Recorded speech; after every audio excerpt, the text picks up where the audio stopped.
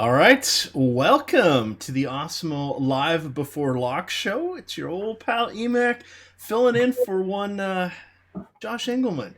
Josh Engelman under the weather and was going to end up going for 3 or 4 shows today. I couldn't let that happen, Jake, especially after I was on the morning show for him covering for Adam, who's still down in Miami after having a fantastic weekend for MLB. I My power went out twice while I was on here, so poor Josh is sick. His voice is going. I couldn't make him pull off the triple header today. Yeah, that's awfully nice of you. I'm sure Josh appreciates that, and I'm sure Adam's sitting on a pile of money.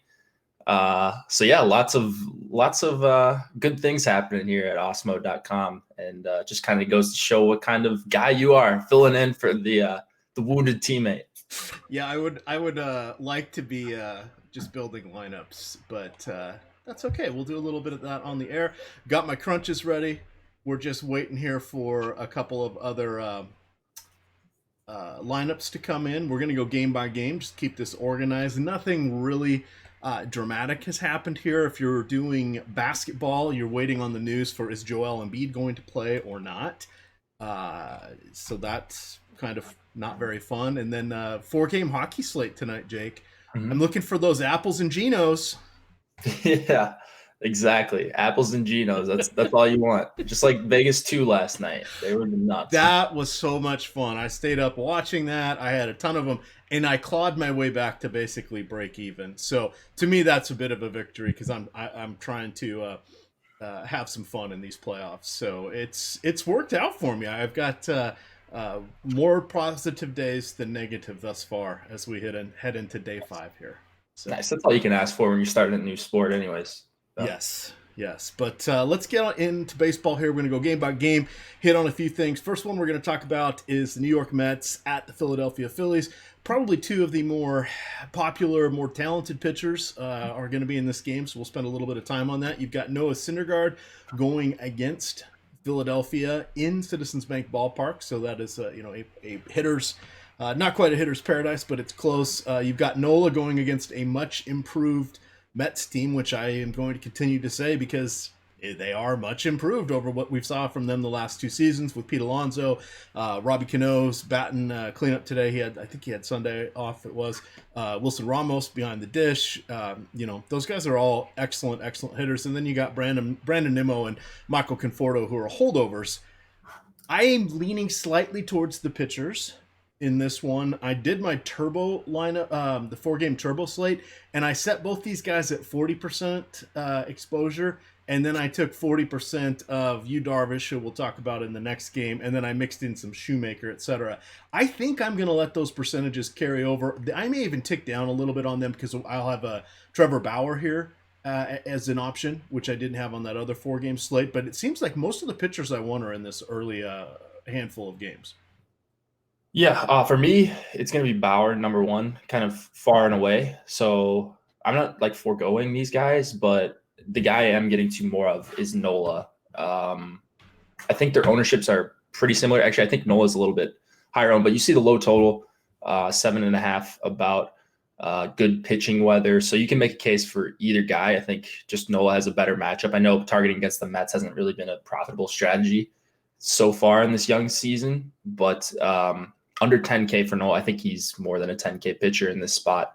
More often than not, you see like his numbers, his chase rate and swinging strike rate isn't great, but he's had a start against Atlanta and 2 against Washington so far. So I think he's just running into a tough schedule. I think this is the easiest matchup he's had so far, even though there are a couple lefties you're kind of worried about. And then the GOAT, Pete Alonso. But yeah, I do like Nola over Syndergaard. I'll say that. All right. I think that's probably where I'll slightly be going, but again, I'm waiting a little bit longer before I start hitting those crunches. But if you're looking to any of the hitters at all, I think it would be Harper and Hoskins on the Phillies side, and then for me, it probably would be Cano and Conforto. Maybe a Wilson Ramos at 3,600. It wouldn't be shocked if he pops into some of my lineups here if I'm running 4-3 or 5-3 stacks. I can see him getting in there as a cheap catcher on DraftKings. Anything from the hitters, or shall we look to our next contest here? No, Harper Hoskins. Yeah, that's really about the only guys I have in this game, I think, outside of like mini stacks. Maybe if you wanted to mini stack on the other side, if you think Nola, there's something wrong with him or something. Cano has a pretty good price on DK for 3,500. Pair him with someone. Okay. Our next game, another bit of pitching questions here. You've got Yu Darvish, Trevor Richards. Richards is someone that does rather well when he's at home. He does not have us turning cartwheels, but he is serviceable as an SP2. Price is up there a little bit today at 8,200, and we've got some other options, including across from him, Yu Darvish, and the D stands for disappointing in Darvish because he has not been great thus far this season. But if we pretend that he's not Yu Darvish and we just look at some numbers and we look at that price, I think he's a perfectly fine SP2, particularly in this matchup going against Miami, who is, while they will put the ball in play, they're lacking any standout power, like literally any standout power. I mean, if you're looking at their lineup, would you say Curtis Granderson or Brian Anderson is their best power hitter? And I'm using air quotes. Yeah. Yikes. That's the thing, right? Like, you probably don't want to play Darvish if you just in a vacuum. You don't want to play Darvish at whatever. I'm trying to look at his ownership right now. We just got an update. Oh, good. Maybe like 10 minutes ago. But do you see where he's at? I think so he dropped maybe a little bit. He's under 20 right now. Okay. So I'm hoping that holds true. I'm okay being overweight on him. You don't like what you've seen so far from Darvish, but it's just a matchup thing. Like, if he hadn't had all these terrible starts, he would be mega chalk, I think, for 7,800. Maybe he can summon the old Darvish for one start. It's a pretty decent pitcher's park. It's not great pitching weather, but maybe those two things cancel each other out. I just think under 8K, seeing a bunch of righties, and then the Marlins, you look at their numbers against righties so far this season, a 64 WRC plus, over 30% K rate. So if you can't do it here, I don't know where he's going to have a good start. Maybe he's just cooked if he can't do it here. Yeah, I'm just that one. I wanted to see what he was here on the last ownership before this update to see how much he dropped. Come on, Fantasy Cruncher. Don't fail me now. It's always fun when your computer fan's humming and Cruncher's going slow and other people doing this. Oh, so he was at 21% before. I was just a little skewed because I was running him at, as I mentioned, at about 40% there on that turbo slate. I think I'm good with 30 to 40% of him in this matchup. I'm again playing against who the opponent is my big thing here. So that'll be an interesting spot. Potentially could die on that hill. Do you have any interest at all in Trevor Richards? He's had 3 decent starts, gone 6 innings in all 3 of them, given up 1, 3, and no runs. The no runs was in Great American Ballpark there against Cincinnati, and he's had some decent strikeout success. He has 20 across his 18 innings pitched thus far. Last season, he ended things in September looking really good, going 5 innings with 6 Ks, 7 innings with 9 Ks, 7 innings with 8 Ks. So he's trending up a little bit here, and almost always he's getting about 1.1 K per inning over the last year. If you look at each of the individual starts, it's come out nicely. So he's not overly boom or bust. He's kind of a steady guy here. Not the easiest matchup against the Cubs. If he was, I don't know, 500 cheaper, if he was 1,000 cheaper, I'd be doing cartwheels and pairing him with Darvish and going after all the Mike Trout lineups tonight. But at his current price point, I think there's a decision to be made there. How do you feel about him going against the Cubs? Yeah, I mean, the price is really the thing I'm worried about based on this matchup. So I thought, like, if we had a better price, I agree with you. I'd be more okay taking some shots on him because he has kind of been the model of consistency.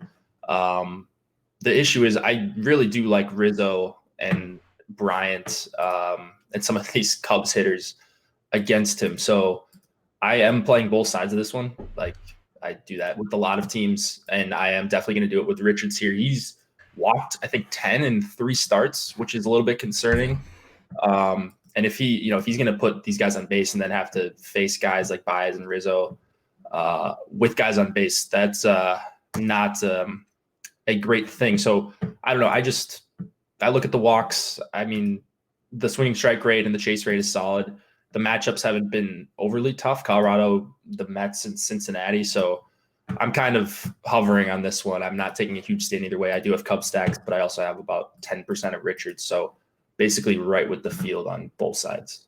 All right, let's move along here to our next game. I'm just going to drop a link into the premium Osmo chat. If you guys have not yet signed up, you can use the promo code live before lock, all one word, and get 50% off any 1 month package. That does include the Fantasy Cruncher add-on, and they've got some exciting stuff happening here with Fantasy Cruncher. They're having us do some beta testing of some new things that they've got coming out.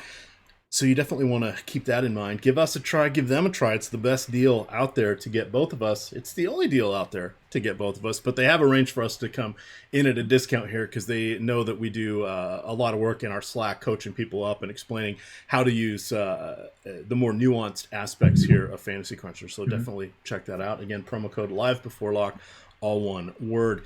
Talk to me about the improvements of Matt Shoemaker, or I like to call him the Cobbler.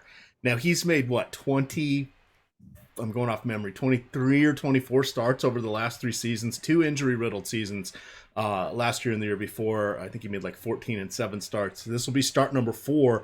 He's been a good pitcher when healthy, and I am on the fence here with him going against the Minnesota Twins. He will be an SP2 for me. My question is, does he become the guy that I have up there a lot in that 30-40% range along with you, Darvish? Yeah, the only thing I'm worried about with Shoemaker here is just the strikeout matchup for 8K. It's kind of the same thing with Richards. You could see him getting you 15, 20 points here. I don't know, just Astudillo, every time he's in the lineup, I'm always a little bit worried just because if you're paying up for a pitcher, you're paying in this mid tier for a guy like Shoemaker. So I really like what Shoemaker has done. If you just look at the game logs, I like to give a quick look at all these guys and see what they're getting as far as chases and swinging strikes. 14.3% for Shoemaker swinging strike rate, and then a 37% chase rate. Both those numbers were down against Boston, but you would kind of expect that. So he handled his business against Baltimore and Detroit as far as missing bats go. So, I mean, the Twins just aren't really striking out that much against righties. You wouldn't expect them to with this kind of lineup either. So I'll probably wait on Shoemaker. Are you going to him? Yes, and I'm laughing because they're saying 4 out of the 500 people in the chat are going to get the Cobbler reference. You know that a Cobbler is a Shoemaker, right? Nah, no clue. Oh my God! Oh, that hurts. Geppetto, Pinocchio, he was a cobbler? He was a shoemaker? No? No, I've got no clue. Oh, boy. They're over my head. Are you aware of cobbler as a dessert? Yes. Okay. Cobbler? Yeah. I was going to say, you live in the Midwest. Come on, you've been to church socials. You have. Yeah, for sure. You have had the old cobbler for dessert there, but oh man, all right, now I'm sad. Yeah, I like him in this one. He's someone that has been better, but this is always a tough situation when someone that has such a dodgy track record. Again, with him, it's mostly health. I do like the fact that it is, it's 50 degrees. So that's not a bad, it's not a great hitting environment. The Twins are solid this season. I mean, they shipped a lot of their stalwarts out, but they brought in Nelson Cruz. He's at the end of his career, but he's still a fearsome hitter. They got Eddie Rosario, CJ Cron. You mentioned Astudillo, and then Jake Cave has some power. So it's not an easy slam dunk, but at 8K, sprinkling him in, I'm not against that, because I would look to Martin Perez if he was, 5 something. That would be better. Right. Freddie Peralta, if he was a little cheaper, I would look to him. I just don't like him going against the Cardinals, so I'm kind of by default landing here on more Shoemaker than I thought. But we've seen time and time again this season, there is not a lot of safety anymore paying up for pitchers, Jake. So this spreading out the wealth has kind of been a decent way to go. Sure. With the way baseball is these days. Yeah, I think on a different slate, I'd probably be really excited, as excited as you could be to play Martin Perez. I do agree with Laffy about him possibly being a different pitcher. I mean, there is definitely a possibility of that. 6,400, maybe a little bit more expensive than what you'd like, and he has given up a ton of earned runs so far in his couple appearances. But he did make a good point on the deeper dive about him going 70 and 80 pitches, I believe, in a couple of his relief appearances. So you're not really worried about him as far as being stretched out, being able to throw 80 to 90 pitches. And the matchup, honestly, isn't even that terrible. I just didn't feel the need to get down into this range. Like, I've got some Richards up in this AK range, Lucchesi and Darvish, who I think has higher upside than Perez. So I don't know. I just didn't see the need to get there based on what I'm trying to do with my lineup construction. What about you? Yeah, I am not one to run out and just target against Martin Perez, and because I've always thought he's an okay pitcher. And if you go look at his overall end results, he never really gets his ass kicked because he doesn't give up enough home runs. He allows base runners via the walk. He's an 8.2% walk rate combined over his last 1,200 batters faced. He's got a combined sub 14% strikeout rate. People are putting the balls in play, but he gets double plays behind him. He gets out of jams. There's a constant parade of people going around the base paths. They just don't always make it home. And that's where he's one of the guys. Wade Miley we've talked about, Andrew Cashner we've talked about. They don't get blown up as much as you think, and if you get lost in the details of, I'm seeing a lot of red here for Perez's numbers over the last 2 years. But then if you go look at what happens with the output, he manages to escape the absolute ass kicking, and then he almost always goes 5 innings. And change. So he's just out there. This is just what you see is what you get, and he's fine as a pitcher. But I don't think we need to go here on this one. I also read in the deep dive what Lofty had broken down with that. Remember, this is paywall premium content here, but it was very fascinating seeing that he's trying to explore and figure out if there is a change coming here, or if this is just kind of random happenstance with what he's done with his pitch mix over the last 3 starts. So we'll see. But maybe we get in, if there's a change, maybe we can get in a little early on this one. And it's always nice to root for guys that are actively trying to make changes, like these guys that it looks like they've just lost everything. So I always like to get on those guys early. I just haven't really found the need to get to them. I don't have any on my last crunch. Maybe that'll change as ownership shifts a little bit over these last 40 minutes or so before lock, but I don't find myself with a lot of Perez tonight, which kind of bummed about. I like getting on these cheap pitchers early, like I said. Yeah, and what I did is on that 4-game earlier slate, I goosed his price, but then capped him at, I forget if I did it at 10 or 15%, because I wanted him on some teams. And where his projections coming in now, you're just not going to get him unless you influence a little bit or put some tighter restrictions on the guys that you are getting in your rosters if you're capping them. And one of the things I like to point out here is I've been talking a lot about all these different slates, and I'm playing all these sports. I really have and there's Alex Baker has a bunch of thought pieces on our website talking about how his strategy, how he looks at different things, how he takes the approach that more lineups are better, that you want diversity amongst your lineups. You want to make sure that you have proper correlation with your lineups and with your overall player pool in general. And the reason he does this is he thinks if we have a good set of projections and a good strategy, and we're playing in the appropriate contests, this is how he has reduced the volatility of his bankroll and his play. And it's steadily, and I've been doing this for, since we came over here in August, I'm steadily seeing mine increase.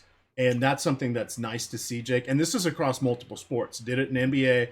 I had my best NBA season in 4 years. I'm off to a great start in baseball. Jumped back into hockey, found success there as well. But I'm playing in the lower dollar stuff. I'm playing in small field tournaments, and I'm applying his approach to this, and I'm finding where I would used to say, God, I can't stand playing these 2-game slates or single-game slates. I am now, and I actually like it. So it's a different mindset for me, and I just encourage that for people. If you got a little bit of time or a little bit of wherewithal to give something like that a try, it has been working for me. So just wanted to point that out. I'm going to drop the link here of our the free stuff that you can get here from Alex. But anyway, I just think that's important for people. So I think he talks about that in the diversification primer. Yes. If you just go on Osmo.com and search diversification primer, or you can click that link as well and see all the articles. Or if you search like game plan, Osmo's game plan, something like that, you'll get a bunch of different articles written by Alex that are really, really good. If you're starting off, or if you just need a refresher, if you play a bunch like we do, like I always like to go back and read that kind of stuff as well. Yep, absolutely. All right. Sorry, a little bit of a diatribe there, but it's important stuff. And what is locked tonight? Were we at 7:00? Oh, we're at 7:05. Okay, so we still got about 40 minutes here. Looking at, let's see. I'm good with. Let's just hit about any bats that we like. I think if you're looking here for me, would be Rosario. He's really the only guy I'm interested in. I'll have maybe 5-10% Minnesota stacks here just because I'm going to want to leverage against one of my pitchers that I'm going relatively heavy on. From the Toronto side here, not doing cartwheels. I suspect I'll get more 3-man stacks, but the guys I would be looking to here would be Grichuk, Smoke, and Teoscar Hernandez in the middle of that lineup. What are you getting so for any of your stacks? I think I agree with those. Grichuk and Rosario, probably two of my favorites here, but I'll also add Nelson Cruz to that for 4,400. I just think he's a higher price hitter than that, even if Shoemaker is a better pitcher than what we've seen. All right. Over here we've got the next game. Dakota Hudson. All right, that's enough analysis with him. And then Freddie Peralta. Peralta mainly relies on his fastball. He does have good strikeout stuff. He's just going against the lineup that is very disciplined. It is, the Cardinal way, if you will. These guys all have solid success against right-handed pitchers, even though they are righties themselves, with the exception of Carpenter, the switch-hitting Dexter Fowler, and then Colton Wong. But those two guys are batting 7th and 8th, so we're going to get 3 or 4 at-bats from them today. What's your take on Peralta? That he's got tremendous strikeout upside. I mean, in his career, he's got a 30% combined strikeout rate, but he's got a 12.5% walk rate. He's got, let's see, where's his swinging strikes? Why can't I find? Do you have his swinging strike numbers? Peralta, yeah. Oh, there we go, 11.1. So yeah. That's a higher number there. I don't really trust him, I think is a way to say it.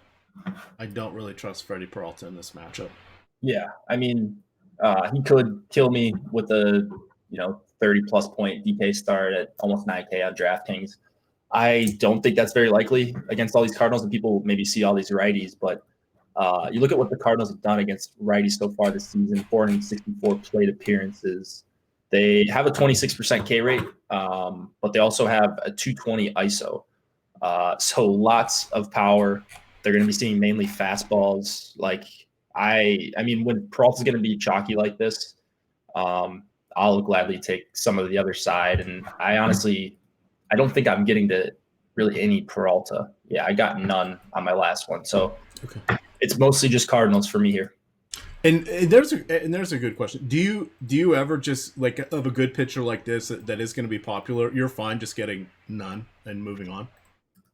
Yeah, I mean, if he's more popular, then the chances are of him being a top 2 or even like a top 5 pitcher, then I'll pass. Like, I think there are a bunch of other good options. Like we just talked about Shoemaker. There's guys that are cheaper than him that I projected similarly. And then you factor in ownership. Peralta is one of the highest owned pitchers on the slate, or at least we're projecting him that way, behind Bauer and Nola. So, yeah, all that makes me just kind of go elsewhere. I'm okay not getting any of him, even though I do know that could be ultimately my demise. I'm still just disappointed that nobody knows what a cobbler is. It's very sad. Very sad. All right. From the Brewers, batters, love them against Hudson. I'm even fine going to Lorenzo Cain, because if he can get on base, he's going to have a whole host of guys behind him that can knock him in. And that would be Yelich, Shaw, Moustakas. Hey, Eric Thames is back. Just phenomenal choices. I don't even hate Manny Pena at 3,600. Ben Gamel I think we're starting to stretch just a little bit there in Orlando Arcia. But top five here, outstanding in this matchup. I'm just want no part of Dakota Hudson at all. So Brewers are probably going to be one of my top three most owned stacks. Yeah, Brewers, I'm a little closer to the field than I thought I was going to, because I agree. I don't love the spot at all for Hudson.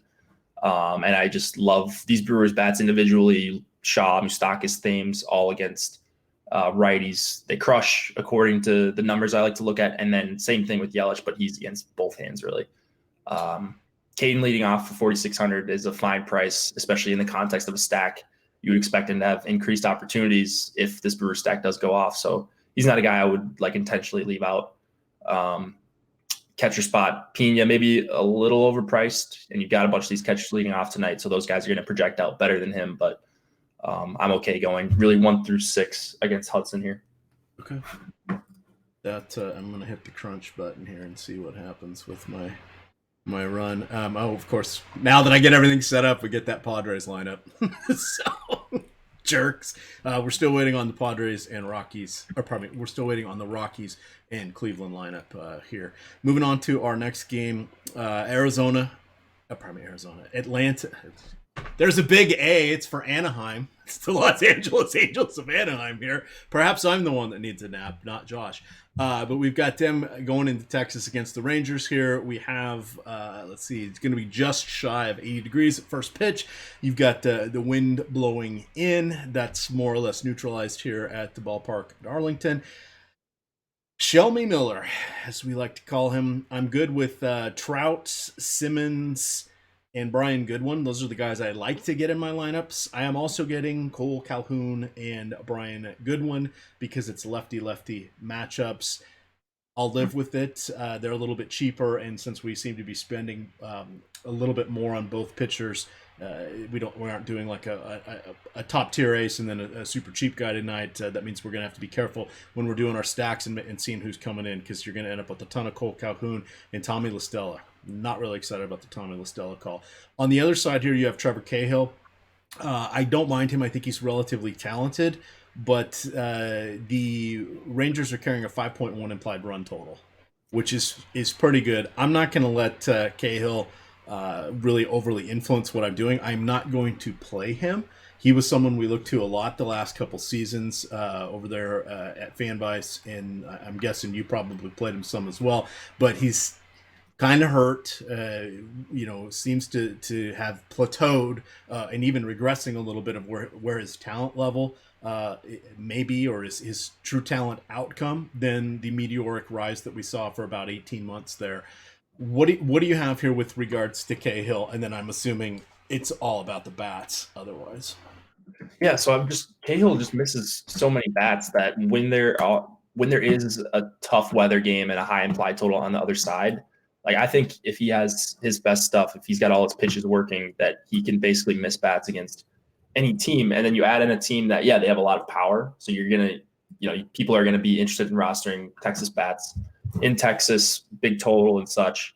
But yeah, I mean, I just think if they can't touch the ball, the weather's not really going to matter. And I'm not saying Cahill's like a certified ace or anything, but I think he is a really good pitcher, or at least can have really, really quality starts like we've seen a couple times this season. So really tough start to his schedule. So 10.8% swinging strike rate against Oakland, Seattle, and Milwaukee.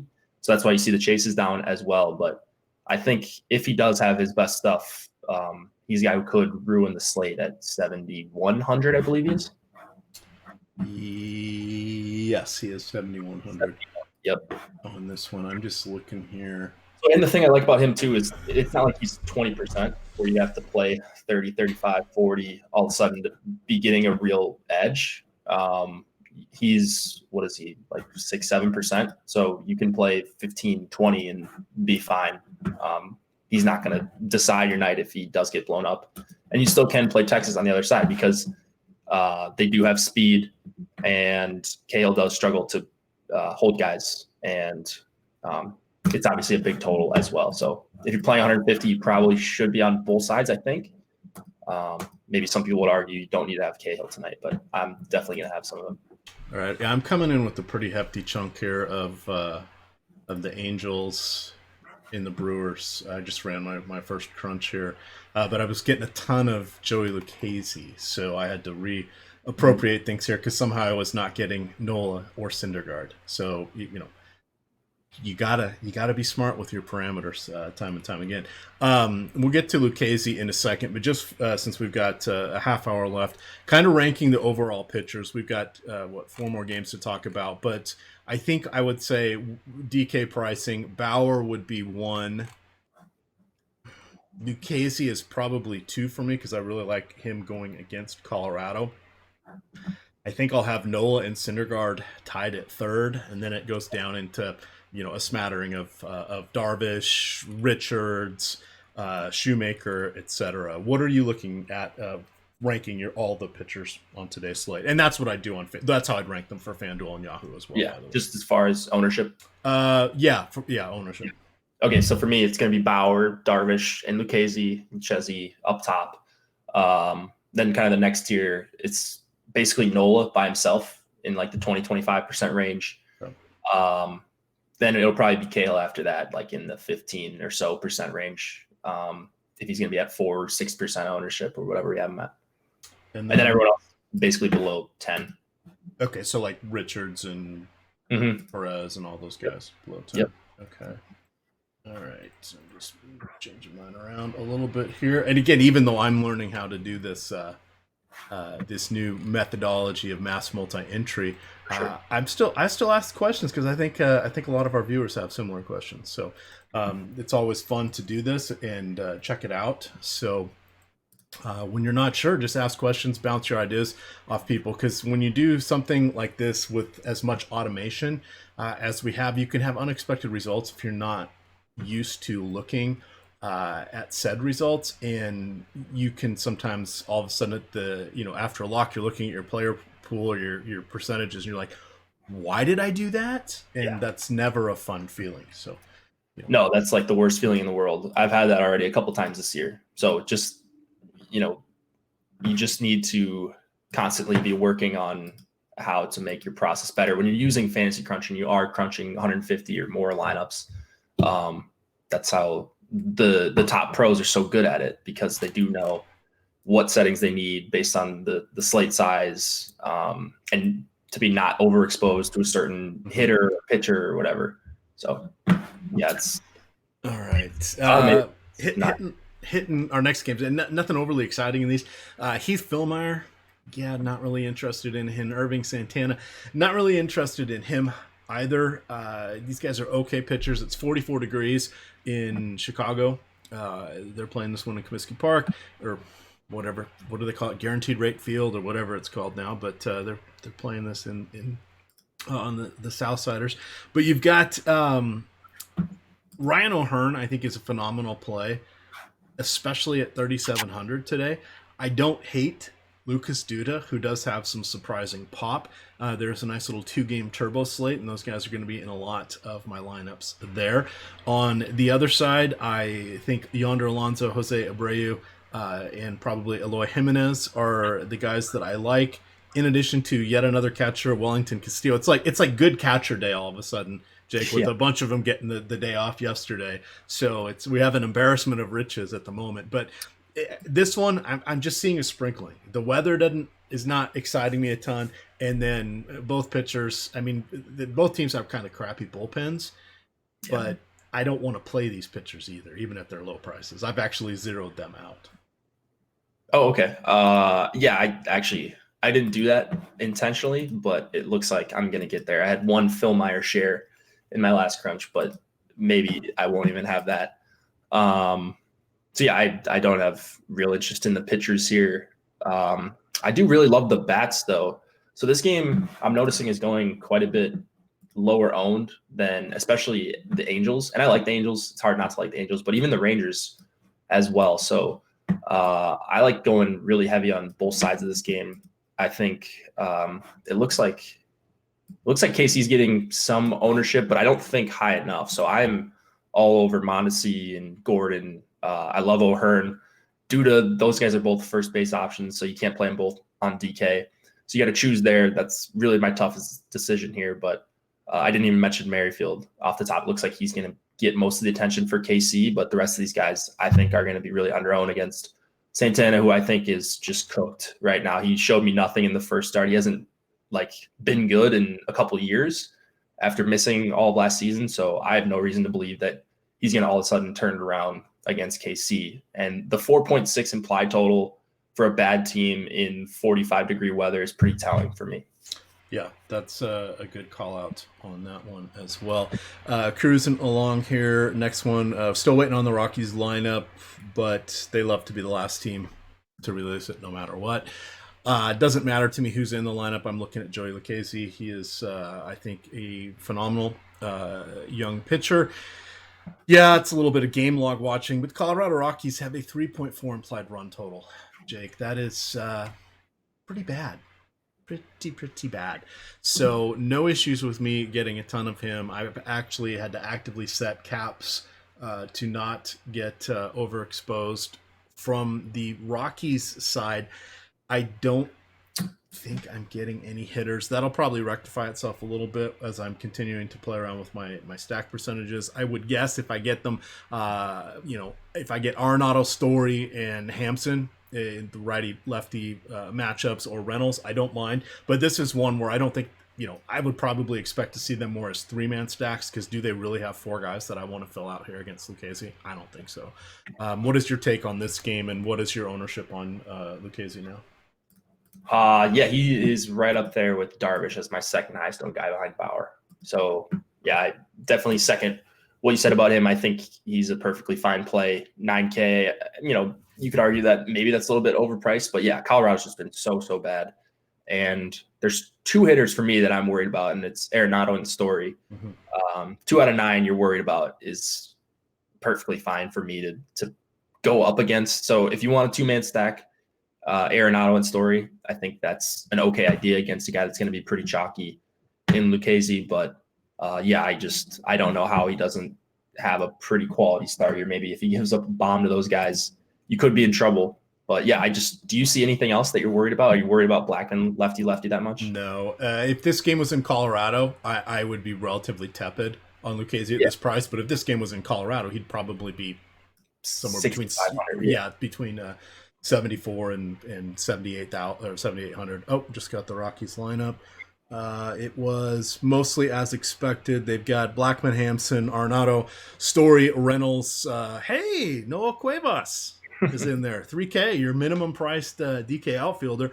Ian Desmond, who had a phenomenal couple plays yesterday in center field there as they were working on Herman Marquez's potential no-hitter. And then, Drew Butera, whatever. Not worried about him. I don't even know if he's in the player pool at this point. But in any event, none of these guys are that terrifying for me. With regards to the pod squad here, I think for me I'll just accept whatever I get. I'm not really excited about them. And Senzatella isn't a horrible pitcher. He's not really a great pitcher either. They just don't have enough lefties here in the lineup that make me want to build around anything from the Padres stack. Why do they have literally Hosmer is it? That just seems weird. Now I got to go see if Senzatella's reverse splits. I mean, Senzatella, so he had a little stretch last year where he all of a sudden started missing bats. Yeah. I don't know what that was about. Do you know why he has not played yet this year? No, I haven't looked into any of that. But I mean, let's see if I can pull up some news real quick. Oops, don't want to do that because that's going to cover up you and turn you into my Google page on the broadcast. So in September last season, he had swinging strike rates in 4 consecutive games of 11, 13, 14, 14.7. And then I guess in the 5th game, 9.5. And that was kind of out of nowhere. He didn't have one that was over 8 from that point back to early July. So, I mean, maybe he made some changes. It looks like the matchups weren't too difficult. San Francisco twice, Arizona twice. Yeah. So I'm not actually sure what happened there, but blister on his right heel got him onto the DL before spring or before opening day. Okay. So I mean, it's not anything with his arm or anything. Probably should be fine there. I'm not playing Sensatella though.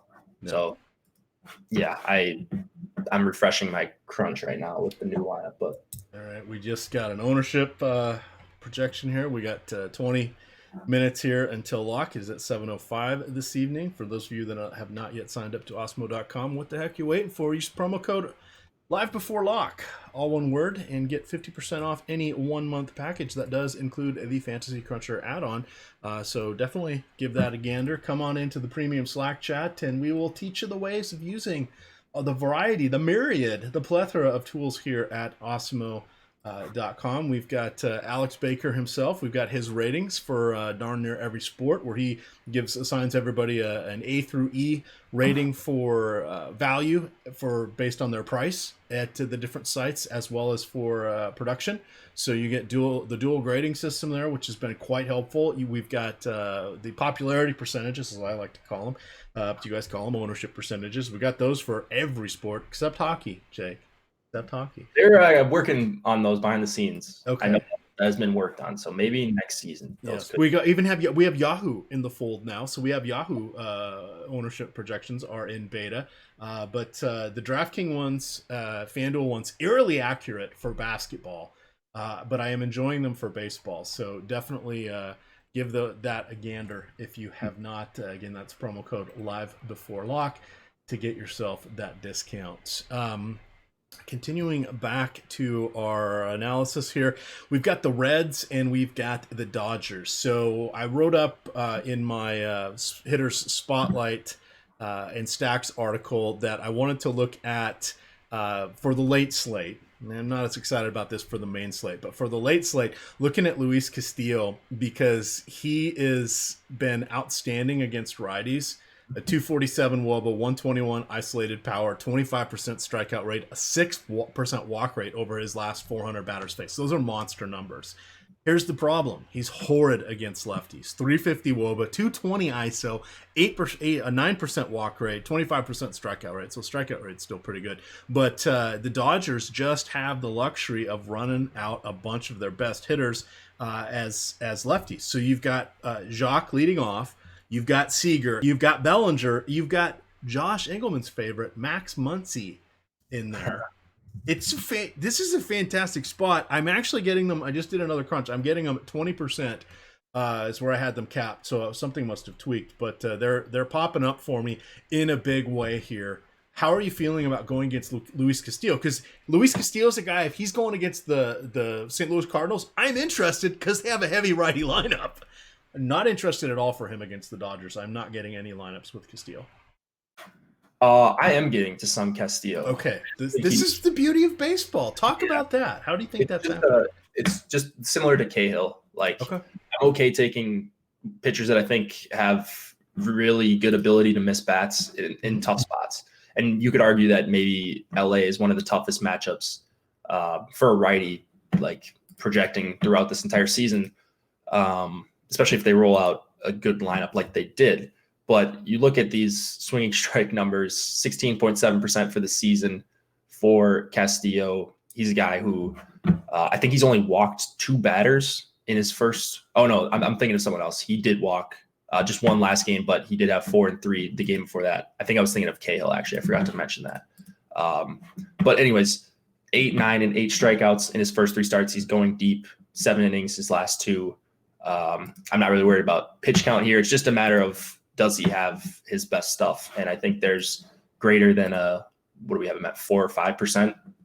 Whatever it is, there's a greater chance that he does have his best stuff. He does give you a quality start here than I think his ownership shows. All right. And that's fair. And I mean, it's 9,500, but you're right. Strikeouts are king. It can happen in any game. I mean, would it be a shock if it'd be a little bit of a shock, but if he went 6 innings, 7 or 8 strikeouts, and just allowed 1 run to the Dodgers, that can happen. That's definitely in the realm of outcomes. Probably not often, but 1 in 3, that's the outcome. Okay, that's decent. 1 in 4, maybe that happens. That's decent. So we'll see, because I mean, there are Kike and Austin Barnes and Kershaw. Oh, Kershaw buried the lead there. Yeah. Kershaw making his start. 9,800. I'm scared. I'm scared to even. Do you think he gets to the fifth inning? I'm not even saying gets through the fifth inning. Does he get to the fifth inning today? As they need him to be at least some semblance of Clayton Kershaw of old if they want to go deep in the playoffs. No, I'm not going to bank on Kershaw going super deep into this game. I really wonder if he does get to 5. Like, I had him projected, I think, right at 5. So still for 9,800, I don't see myself really doing that. It seems just like very little upside at this price, 9,800, and a lot of downside if he gets pulled after 4, or if he has one bad inning where he throws 22 pitches, all of a sudden he's not even getting close to 6 innings, which I think you probably need here for 9,800. So, and looks like he's going to be owned too. I know, we've got him at 14%. Now, I think this is a function of what are the people doing with the number of batters he's going to face in the projections, because we have him, at 18 DK points. I can't see behind to see how many batters faced we have, but that seems to be that we may have been somewhat generous with it, or assuming he gets, to face 23, 25 hitters. I don't know that he has the pitch count to do that. So I capped him at 5%. I'm getting 5%. I think I can live with that. You know what? I'm going to make that 3. There you go. If he comes in my lineup, so be it. The field's at 14 right now. That feels high. That's really high, I think, for a guy that you don't know how deep he's going to go. So, yeah, I like limiting him to lower than that, whatever you're comfortable with. So I'd rather just go with Castillo on the other side. We're not worried about his pitch count if he does have it. Like, Kershaw also, I just don't think he's that great against righties anymore, and he's going to see a ton of them. Like Suarez, I'm worried about for him. Suarez is actually a guy I like for 3,900 against Kershaw. Kemp can still hit lefties. Puig has gotten better at hitting lefties. So I don't know. I mean, I don't think it's that great of a matchup. And just all those factors don't really leave me on Kershaw. All right. Why am I not getting more Angel stacks here? I need more Angel stacks. Okay, there we go. Let's goose those a little bit. On to our next game here. Hey, it's the last one, and we do have the you kind of hit on it. I'm not really ready to tangle with Kershaw either on the other side. Plus, the Dodgers bullpen is good. So whatever Reds I get. But I'm not actively looking for any of them. Kirk Casale leading off 3,200 as a catcher. Wow. I didn't see that, and now I did. Matt Kemp revenge, right? Yeah, exactly. Oh, I forgot about that. That doesn't even cross my mind, but yeah, all in. He was such a good player until he who was it that he dated and then it all went south? Was that Rihanna? I can't remember, but he dated some actress or singer and went from being like an MVP candidate to sort of Chris Davis, but not quite Chris Davis. But never trust the ladies; they weaken the legs. I believe that's what Mick said in Rocky. Are you familiar with Rocky? If you don't know cobblers, but I'm not. You're not familiar with the movie Rocky, one of the greatest American cinematic masterpieces? Sylvester Stallone. I know. Yes. All right. Whatever. Last game. Trevor Bauer, take it away. He's going against a tough offense where everybody's literally on a hot streak right now. The Mariners finally got swept, but they're still leading the leagues in runs per game at about 7. That's pretty amazing. I want a lot of Bauer today, though. Yeah, I just think it's the perfect opportunity for someone to kind of slow down Seattle. I think Bauer's one of the best pitchers in the MLB. He's a guy who they showed would go 110, 115 pitches even if he was having kind of a good start. So like the upside is certainly there for Bauer more than I think any other pitcher on the slate. 10-4 is too cheap. I know it's a tough matchup, but honestly, I don't really care. I'm not worried about the bottom of this order, especially Beckham, Healy, Gordon. Santana strikes out a ton at the top. I don't know. I don't see anything keeping me off of him. So, and ownership too, at 30%, I think is too low at 10-4 for Bauer. Right. Chat wants me to know that you probably know less about movies than Adam, which is I'm younger than Adam, I think, by quite a few years. Not quite a few, but I think a couple. a few. Yeah, and then they said there's 5 former Dodgers in the Reds lineup tonight. Well, okay, whichever one of them out of 5 dongs, there's your revenge game. Well, that's what we're doing, and I've got it. So let's do home run calls, Jake. Okay. I'm going first. Yasiel Puig. Yes, Okay. there is revenge. He's got his bat flip already planned, I'm sure. So I'm taking Puig. Yeah, for sure. Against Kershaw. Oh, boy. I think I was actually going to pick Suarez. So I will stick with Suarez off of Kershaw. There we go.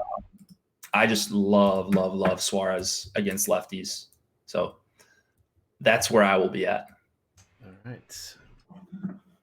It's down because I got yelled at that we didn't put it in the sheet the other day. Fortunately, sometimes if one of our guys is watching, they'll tweet it out here. But I want to make sure I don't forget that. All right, you got 8 minutes left. I'm going to run. This is my last 4-4 stack crunch, and then I'm going to run my 5-3 stack crunch. Chat, if you have any questions, pop those in. We'll look over there to the Osmo one first. But finishing it off here, you see Kikuchi is an interesting pitcher. He is someone that they've said they're going to limit in some of his starts because they want to keep an eye on his overall workload because there are more games in the Major League season than there are in the Japan League seasons, and it's a different style of pitching as well, meaning there's a lot more stressor pitches that go on here in Major League Baseball, so they're trying to keep an eye on that. But I do like this matchup for him against Cleveland. It's going to be 50 degrees there in Seattle tonight. They'll have the roof open. The carport, I should say, open. It's not a dome stadium. It's not an enclosed stadium. A lot of people still think that. It's like literally a carport that comes out over the field, which is kind of cool. But I'm good with him, particularly on the late slate is where I'm bringing this up. Not really getting him on the main slate, but I'm going to ride with who's coming up in my crunches at this point. What do you think about him and the Mariners and the Indians in general? Yeah, he's a tough read for me. I honestly just don't really know how to evaluate these pitchers. So I rely more heavily on Vegas when we don't have a big sample of them in the MLB or even in the American minors. So he wasn't projecting out significantly better than like a Cahill around the same price, and me only playing the main slate tonight, or at least that's what I plan to do. I didn't see a ton of strikeouts either in this matchup. So I'd rather go to a guy like Cahill that's going to be similarly owned and I think has huge strikeout upside. All right. Let's see. We got 5 minutes left. I know we're both kind of putting our crunches in here. Yeah. As you're looking at your last ones, well, here, I ran 150 here with 4-4, and the teams that are coming up at the top are Milwaukee, which is no surprise. I'm getting 29% of them, 25% of LA, 25% of KC, 20% of St. Louis. I was a little bit surprised by that one. Texas at 20. So I kind of capped everybody at 20. The guys that I'm barely getting any: San Diego, Minnesota, Cleveland. The Dodgers, surprisingly, only got 4% there. I suspect they'll pop up more when I run my 5-3 stacks. What are you looking at with your overall player pool here? Yeah, so Kansas City is right up there for me. Chicago, I mentioned it being a dangerous spot for Richards. Let me see. I'm just pasting in everything in Excel. Now that's good. Let me upload that just to make sure I've got something in case. Yep, that's what we're doing right now because we've been there before, Jake. Upload it. All right, all 389 entries are in for me. Now I will go to my team stacks. Yeah, so like I mentioned, KC, Chicago. I did get to more Milwaukee than I intended. The other side of the KC game, the White Sox against Phil Meyer / the terrible KC bullpen. I ended up on some LA. I don't know where in relation I am to the field. I'm assuming around the same exposure. And then let's see, Cincinnati. I'm pretty easily over the field on them, it looks like, but that's not going to be really tough to do with Kershaw on the other side. Pitchers again, Bauer, Lucchesi, and Darvish up top, all in the 40 to 55% ish range for me. And then Nola by himself, Richards, Cahill, Castillo in the next tier, and then everyone else below 5. All right. And then that's one of the things that I'm not quite as good with yet as I'm refining what I'm doing here is I get a little more aggressive with some of my stacks. Part of the reason I'm not as worried about that is when you run the 4-4 stacks, it sort of is inflating what you're actually doing, but you do get a fair amount of differentiation with some of your, because I also am going a little more aggressive on my pitchers. So I'm getting some of the, 6, 7, 8 hitters in my stacks. So I like to have a lot of them just to kind of kill them with volume here.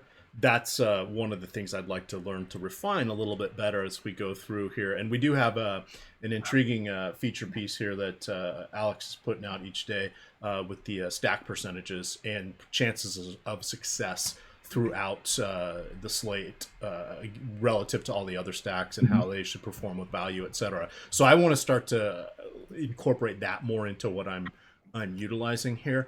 For the time being, I'm just having some fun, I should say, and willing to experiment because I'm only playing about $150 a day, so it's not it's no great shakes if things go sideways for me.